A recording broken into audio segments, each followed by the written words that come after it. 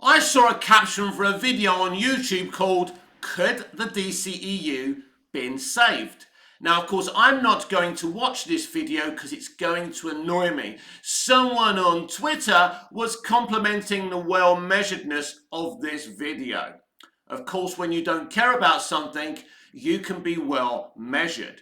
But of course, elites compliment elites. I'm not going to compliment a man like me with a very small YouTube channel. By the way, they don't see my YouTube channel as small. They see it as non-existent, because unless you've got basically 500,000 subs is a small YouTuber to them. Anyway, when I saw this caption, it gave me an idea for today's video. And it's simple, because as soon as I saw that caption asking if the DCEU could have been saved, I said yes. So I decided to do a video saying the DCEU could have been saved. You see, as soon as the Man of Steel box office results came in, the DCEU was dead, because Warner Brothers got reactive. They saw Man of Steel as competing with the year before release of Disney and Marvel's Avengers Assemble, written and directed by Joss Whedon. That's what they wanted. It's the type of film that they wanted, but they didn't get. Because the history of Man of Steel is the writer of the Dark Knight trilogy, one of the most successful CBM trilogies, movie trilogies of all time. He had an idea for a first contact alien invasion Superman movie. And Goya put something very, very special together. It's a story he constructed with his good friend and mentor, Christopher Nolan. Imagine you had Nolan, Goya, and Snyder involved in a Superman film. A great Superman film that gives me great joy every time I re-watch it. But Warner Brothers weren't happy with the box office result. 650 million. For some films, that's pretty good. For Superman, it's not great, but it was still in profit. But they got reactive. They were always reactive. They were reactive after Superman Returns. That film didn't do much for Superman, but the actor who played Superman, Brandon Routh, became very popular with Superman fans. So they could have just fired Bryan Singer and brought someone else in to remold the clay of Brandon's Superman. That would have made more sense. No, let's start again. Didn't work for us, didn't make the money. Okay, here we go again. Then they recast him, and it's Henry Cavill. Probably the best casting for Superman since Christopher Reeve. And he was brilliant in the movie. The movie is brilliant. It's, like all movies, Man of Steel has its flaws, but I think what it's trying to say is something very, very modern and unique. And it was a very, very interesting film. But of course, because Marvel was so successful, the fans got in this studio mentality. We want successful DC. It wasn't about great DC. It was about keeping up with the Joneses, keeping up with the opposition. You, the fans, were just as bad as the studio. And there's a lot of people, there's a lot of blame to go around why the DCEU failed. So once the Man of Steel box office results came in, it was over for the DCEU, because then they decided, instead of a direct Man of Steel sequel written by Goya, Nolan, and directed by Snyder, we were going to get a Batman vs Superman WWF brawl. But that's not what Snyder did. They brought in Ben Affleck, a loyal, faithful Warner Brothers soldier through the years. They said to him, bring in your own writer. We can control this. Of course, Ben Affleck, being a huge Batman fan and a huge fan of the Man of Steel movie, brought in Chris Terrio. And Terrio, if you've ever spoken to this guy or seen an interview with this guy, he is a loose cannon. So instead of bringing in a writer that they could control, they had, as I say, a loose cannon. And he really wrote a beautiful script for Batman vs Superman. But just like from the moment they saw the Man of Steel box office result, they were interfering in that movie. That film scared the shit out of them. But when they saw it, they really liked it. But they had one proviso. Let's cut half an hour. They cut out the heart of the movie. So when most people watch Batman versus Superman, there's things that didn't make sense. There's things that weren't explained. The narrative was hacked to pieces. So Snyder came out like Snyder does in a very polite way, and is very honest and says, they wanted me to cut half an hour out of the movie. The second week drop off, I think still a record in box office history for Batman vs Superman, forced them to allow Zack Snyder to put that half an hour back in and release something called Batman vs Superman, the Ultimate Edition. And it's a great version of the movie. It's much better than the theatrical cut. But by then, the damage had been done. Because the damage was done with the DCEU, as I say, once they booted out Nolan and Goyer. If they left Nolan, Goyer and Snyder alone, they would have continued to produce and make something special. But they didn't want something special. They wanted money. That's it. Because this is what Hollywood became. And the more Hollywood have chased some money in the past decade to 20 years, the less money they have made. Today we read reports about Warner Brothers Discovery and their CEO, the man I'm calling the asset stripper, is now attempting to sell Warner Brothers music. So basically he wants to sell soundtracks, records, everything for $500 million. A drop in the ocean when you owe $60 billion. But he's stripping assets. But if we could just briefly change the subject from the DCEU and Zaslav, everyone's blaming Zaslav for all of this. It's not his fault. The problems began at Time Warner. Time Warner sold because they were in financial trouble. AT&T came in. This is why as soon as AT&T came in, they started firing people left, right and centre. But they ran the studio into the ground. They quickly ran to Zaslav, save us, save us, save us. So Zaslav's famous for being an asset stripper, and that's what he is. As I've said before, there will not be a Warner Brothers left by the time that man's finished. He's going to sell off the whole thing, and Warner Brothers will be here, there and everywhere. So back to the DCEU. So when you ask yourself, could it have been saved? It could have been. With a Man of Steel sequel written by Goyer, Nolan and directed by Zack Snyder, and continuing the story that they wanted to tell. But Warner Brothers didn't want something unique and special, as I say. They wanted the Wonga, the green, the money. That's it. And fans just wanted to beat Marvel, just wanted to keep pace with Marvel. And that's where the DCEU was destroyed. Not because of any movie or anything else, because Man of Steel didn't make the money Warner Brothers wanted it to make. That's it. It's all about money. But Mick, it's a business. Yes, it's a business, but it's also an artistic entertainment company. It used to be run as an artistic entertainment company. They were quite happy at times to get their money back and reinvest into the next project with what they made from the previous movie. That's how A24 is run today, because it's not a profit-making company. It's a place where artists can make fine art. And believe it or not, that's what Warner Brothers used to be, a place where you can make fine art. So what changed? It became a business. It became obsessed with making money and not fine art. And they started cutting corners, and which led to the disaster which was Justice League, one of the most embarrassing, if not the embarrassing moments, the most embarrassing moments in Warner Brothers. No, scrap that, Hollywood history. But it wasn't Justice League that destroyed the DCEU. It was WB's reaction to the box office of Man of Steel. That's when they first started changing course. And all this could have been avoided if they left the artists alone to tell their story, to keep on, building the world they were building. Because they left Peter Jackson alone because his first movie was utterly successful. But you see, Lord of the Rings is a different situation, and Lord of the Rings, like the DCEU, was up against Harry Potter. Do you remember the debates? What's better, the Harry Potter movies or the Lord of the Rings movies? I used to love the competition. The Difference is both universes in film were made really well. They were popular.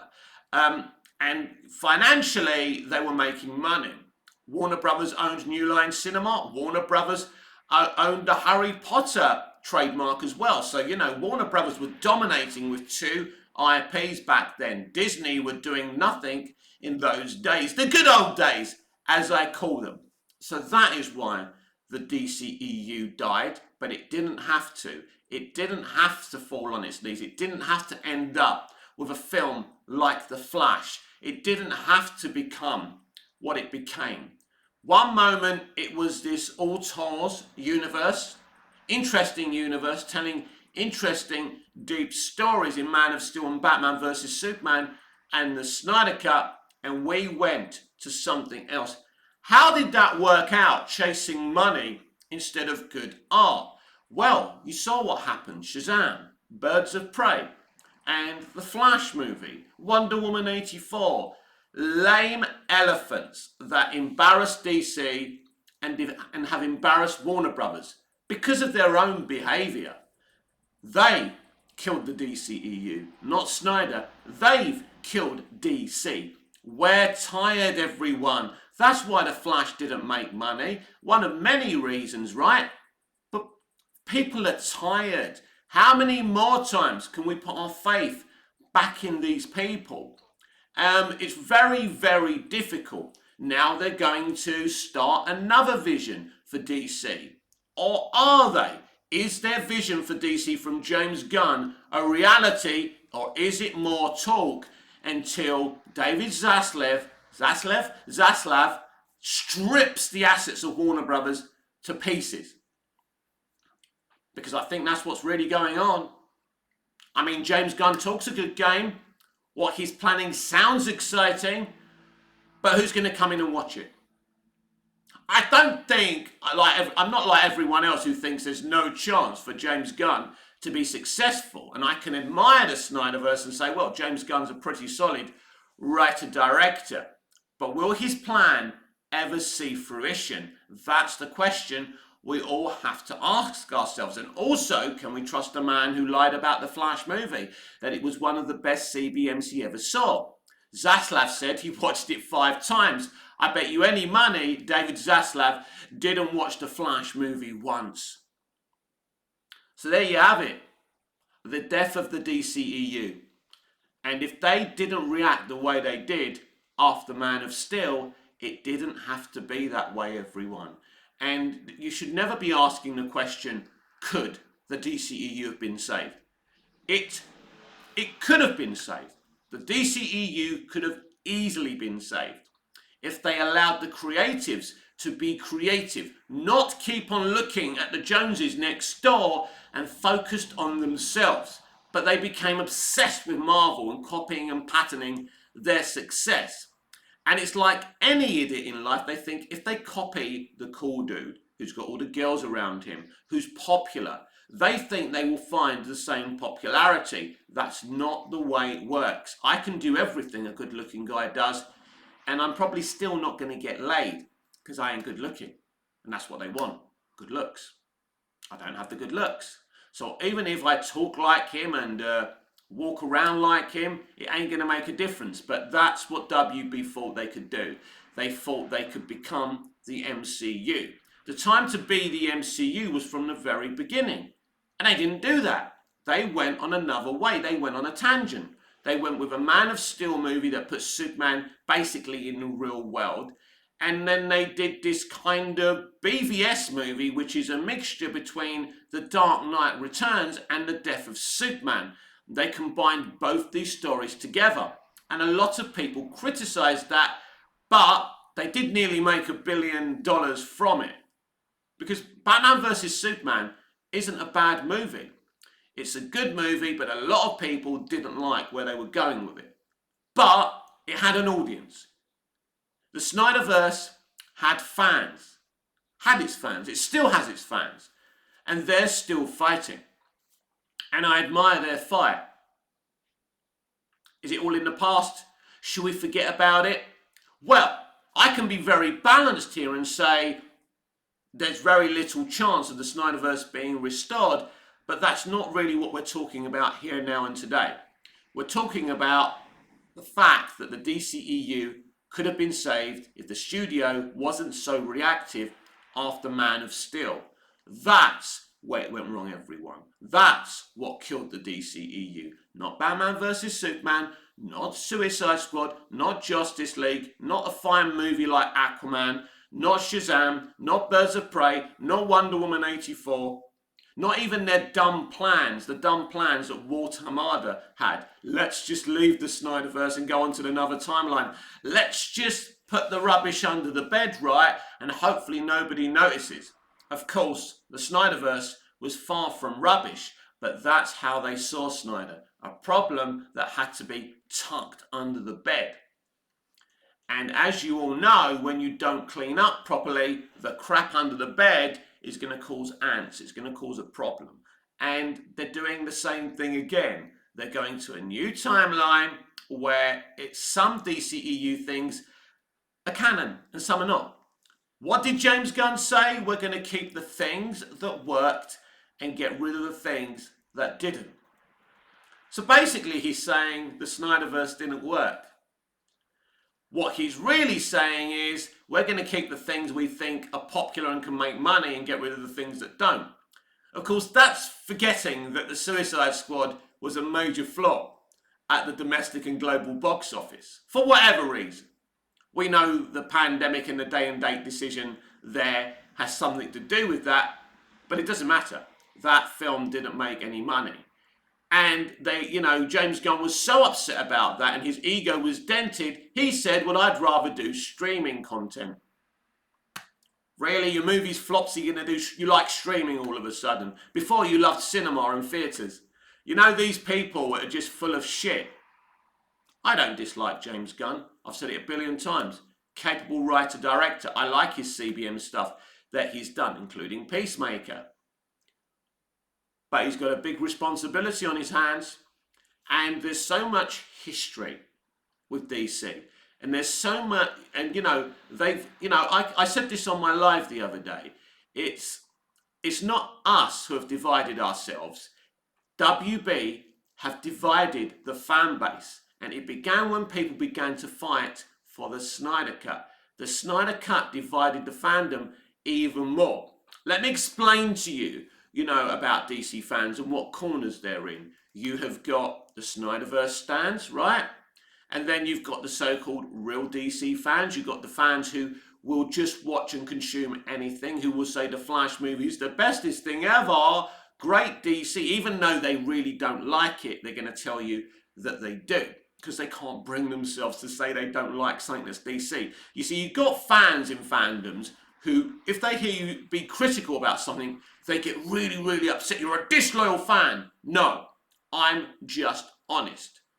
Because when you go from Man of Steel and Batman vs Superman and the Snyder Cut to Shazam, Birds of Prey, and The Flash, there's a big problem. Because if The Flash was a great movie, despite Ezra Miller's conduct, that movie would have made $1 billion. It's an inconsistent movie at very best and has some good and some bad and some indifferent.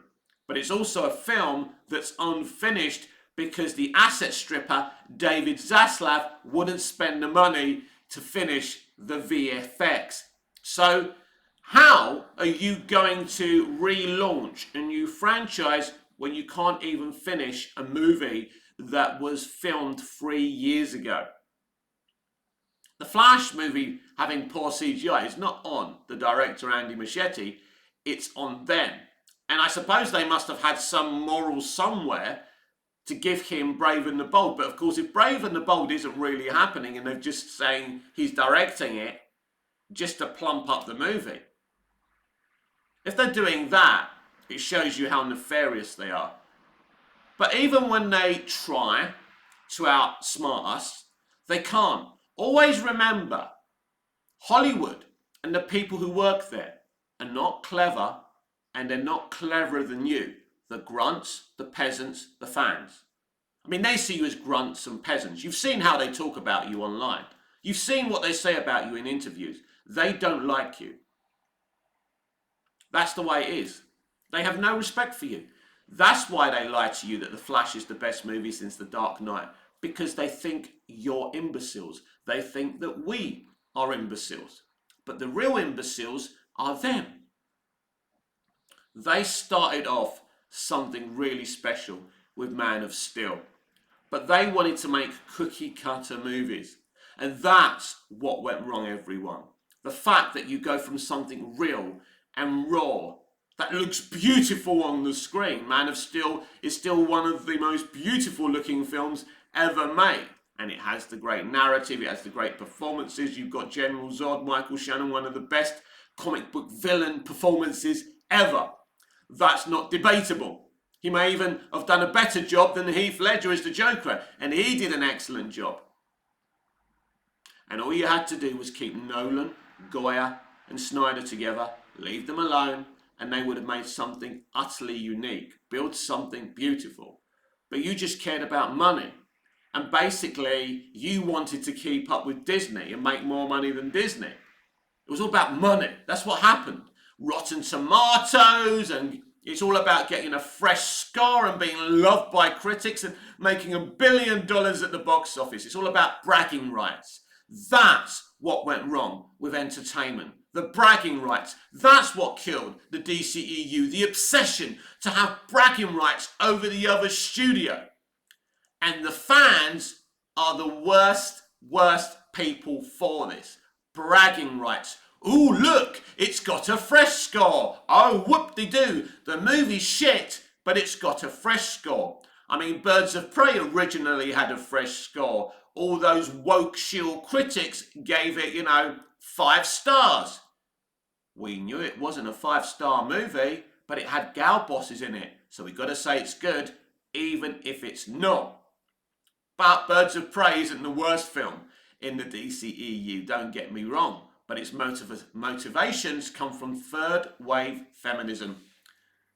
And it was just getting started. Did you see what happened with the lasso of Hastia and the lasso of truth? Making Batman a gimp and the Flash confess he's a virgin. Wow, is that funny? Imagine if that was a female character admitting she was a virgin. And how everyone would have been outraged. You can't do that to a female character. You patriarchy, down with the patriarchy. Because everyone in Hollywood and everyone on Twitter is insane. Yes, the maniacs have taken over the asylum. But back in 2013 with Man of Steel, the maniacs were being held at arm's length by Christopher Nolan while Zack Snyder made his movie. A very special movie. Not a perfect movie. There's no such thing as a perfect movie. But a very, very special movie that does the job of getting Superman's house in order. And that was only the beginning. We shouldn't have gone from Man of Steel to Batman vs. Superman. Make no mistake, Batman vs. Superman was the studio's idea. But Snyder and Terrio took their beautiful form of storytelling and put it in that package. But that wasn't the original plan. The original plan was for Goyer and Nolan and Snyder to keep on working together while giving other auteur directors like David Ayer other projects like the Suicide Squad. And, putting together their plan. They were doing what Feige was doing. They were telling one coherent story. But WB interfered. Jeff Johns interfered. It has to be positive. It has to be bright. It has to be fun. There's something very, very interesting today because back in the 70s, everyone got fed up of gritty, anti-hero type of movies. So when Star Wars: A New Hope came out and Superman the movie came out, everyone was like, wow, we're inspired. So today, we're overloaded with fun, bright, cookie-cutter movies. So now we're fed up with these type of movies because they're not fun. When someone calls a movie fun, it's another word for it's lame, it's mid, it's okay, it's shit. Exactly what the Flash movie is, exactly what Shazam! Fury of the Gods is, exactly what Birds of Prey is, exactly what Wonder Woman 84 is. What did they do to my beloved Wonder Woman? The movie before was beautiful. There was nothing wrong with that movie. Why did you go down that direction? Because they moved away from Zack Snyder. Zack Snyder was very much involved in that first movie. They still interfered with that movie, but the stuff that Snyder did stayed in. he directed a lot of that movie. He did a lot of that VFX as well. That's why it's a brilliant, beautiful movie. But Patty Jenkins fired all his people. Didn't want to work with him. Because Patty Jenkins was never a choice of director by Zack Snyder. And so there you have it. Reactive decision after decision. But in the end, let me ask you a question. Since Zack Snyder's gone, has the DCEU improved? It's over now. The franchise is over. It's dead. They killed it. They closed it. They shut the gates after the Flash movie, which wasn't done very well either. Some people believe it's a great celebration of the Snyderverse. I hear critics say this is a great book into the Snyderverse. How? You don't even have Henry Cavill in the movie. You made a Muppet out of Gal's Wonder Woman. You made a Muppet out of Batfleck. I think Ezra Miller actually got out of it quite well with their performance. It's not a good bookend to the Snyderverse, and it's certainly not a good bookend to the DCEU. In the end, to me, the DCEU isn't anything that, for me, I can kind of, even though Zack was gone by some of these movies, I can say that Man of Steel, Batman vs. Superman, the Snyder Cut, Aquaman, Wonder Woman are some of the finest comic book movies I have ever seen. And I'm so proud of them. And I think those 5 movies will stand the test of time and people will remember them. But the rest of them, did those movies improve the DCEU, the other movies? Did booting Zack, Nolan and Goya out save the DCEU? No, it made it a joke. And in the end, people stopped coming to watch your movies. And all you had to do was stick with the boys who started it. And they would have taken it to a Lord of the Rings thing. They would have built the world. It wouldn't have been for everyone. It would have made good, solid money. The more it went on, the more people would have embraced it. But patience is something now that Hollywood has lost. A flop today isn't like a flop in the 90s or the 80s. Like the Flash flopping isn't like Last Action Hero flopping. Last Action Hero, starring Arnold Schwarzenegger, is actually a good film. It's fun, it's entertaining, but it wasn't what the audience wanted. But the Flash movie is an unfinished film with lots of other problems within it. A gazillion reasons why that movie failed. So there's a difference between a bad movie that fails and a good movie that fails. Always remember that. I can live with a good movie failing because I can still buy it, I can still enjoy it till the end of time. I mean, I thought the Flash movie was okay in places, but will I ever sit back and watch that movie again? Very, very unlikely. There's a lot of movies in the DCEU after Snyder that I won't sit down and watch again. But yes, don't ask the question, could have the DCEU been saved? It could have been saved if they left Nolan, Gore and Snyder alone, but they didn't. They didn't. They interfered. They got nervous. They never caught up with the MCU, which was their big plan. They wanted to be an MCU clone, and they never did. They even failed at that because they misunderstood early MCU. Because early MCU was damn good shit. It had heart, it had great action, it had great superhero moments, and it had good comedy. But it wasn't over comedic at first. But it's the MCU in the middle of Phase 3 and beyond that got a bit lame and too funny, and that's what they were trying to copy. But you've got to stick to your guns and do what you want to do. Warner Brothers had this great proud history of supporting artistic integrity and artistic freedom and working with auteur directors. And they decided to become a cookie cutter movie studio. And that's why they're selling off every asset they can get their hands on. Because it's dead. But it's not just Warner Brothers. Right now, we've got a car boot sale in Hollywood. Because they've driven their customers away via extremism and creative bankruptcy. I don't take no pleasure in that. It makes me very, very sad. It's an industry I've looked up to since I was a small boy. And now I'm making fun of it and laughing at it. That shouldn't be the way. These people used to be my heroes, but unfortunately, it all changed. And what happened with the DCEU is a great example of what Hollywood is today. A money chasing bunch of crooks that you cannot trust.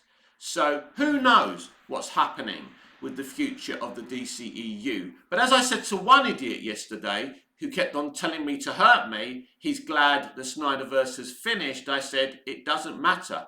I have 3 beautiful movies to enjoy. I have 3 of the best comic book movies that have ever been made, and no one can take them away from me. I will have them for life. So there's no more Snyderverse at this moment in time, but in my collection, I have the best of the best. See you again soon.